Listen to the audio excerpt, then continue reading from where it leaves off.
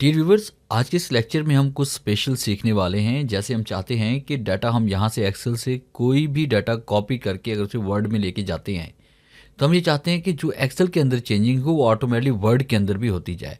तो मैं आपको दो अमेजिंग मेथड पढ़ाने वाला हूँ। Welcome to Falcon Computer Academy. मैं हूँ केवल विजय। तो स्टार्ट करते हैं आज का लेक्चर। सबसे पहले जिस डाटा को आपने कॉपी करना है वर्ड के अंदर एज इट एज, तो उसको सेलेक्ट करें, राइट क्लिक करें और उसको यहाँ से कॉपी करें। कॉपी करने के बाद वर्ड को हम ओपन करते हैं और उसके बाद जो पहला तरीका वो ये है कि आपने पेस्ट पे आना है और उसके बाद पेस्ट स्पेशल के ड्रॉप डाउन पे हम क्लिक करेंगे यहाँ पे। और उसमें जो थर्ड कमांड आपको नज़र आ रही है, link and keep source formatting, आप जैसे यहाँ पे क्लिक करेंगे तो ये डाटा आपके पास यहाँ पे इसमें आ जाएगा। जैसे कि आपको नज़र आ रहा है कि यहाँ पे यूनस ऊपर लिखा हुआ है और जैसे हम एक्सेल में आते हैं और यहाँ पे हम इसको चेंज करते हैं।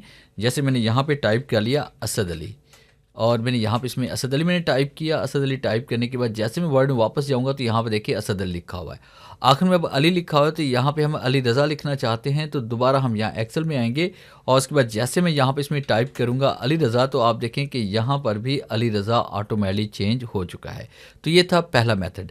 अब दूसरा मेथड कौन सा है, इसको मैं डिलीट कर लेता हूँ यहाँ से। दूसरे मेथड के लिए हमने क्या करना है कि हम एक्सेल में दोबारा वापस आएंगे, इसी डाटा को आपने सेलेक्ट करना है, इसको यहाँ से कॉपी करते हैं और कॉपी करने के बाद आपने वर्ड में चले जाना है और फिर उसके बाद आप क्लिक करेंगे पे स्पेशल पे। और अब आपने थर्ड ऑप्शन पे नहीं क्लिक करना बल्कि आप पे स्पेशल पे क्लिक करेंगे। पे स्पेशल पे जैसे क्लिक करेंगे तो पे स्पेशल का ये डायलॉग बॉक्स ओपन होगा। अब आपने पेस्ट लिंक पे क्लिक करना है और उसके बाद माइक्रोसॉफ्ट एक्सेल वर्कशीट पे आप क्लिक करेंगे, यानी वो वाली फाइल हम सेलेक्ट कर लेंगे और जैसे वो क्लिक करेंगे तो वही डाटा आपके पास यहाँ पे पेस्ट हो जाएगा।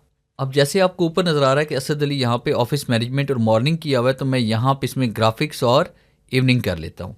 तो इसके लिए मैंने यहाँ पे क्लिक किया। क्लिक करने के बाद मैं यहाँ पे ऑफिस की बजाय मैं यहाँ पे चेंज कर रहा हूँ इसमें ग्राफिक्स और उसके बाद फिर मैंने यहाँ पे इसको कर लिया इवनिंग। और जैसे मैं इवनिंग पे क्लिक करूँगा तो यहाँ पे देखेंगे डाटा यहाँ पे ऑटोमेटिकली अपग्रेड हो चुका है। तो ये था मेरा आज का लेक्चर जिससे मैंने आपको पढ़ाया कि आप एमएस एक्सेल से एमएस वर्ड के अंदर डाटा को ऑटोमेटिक किस तरह से अपडेट कर सकते हैं।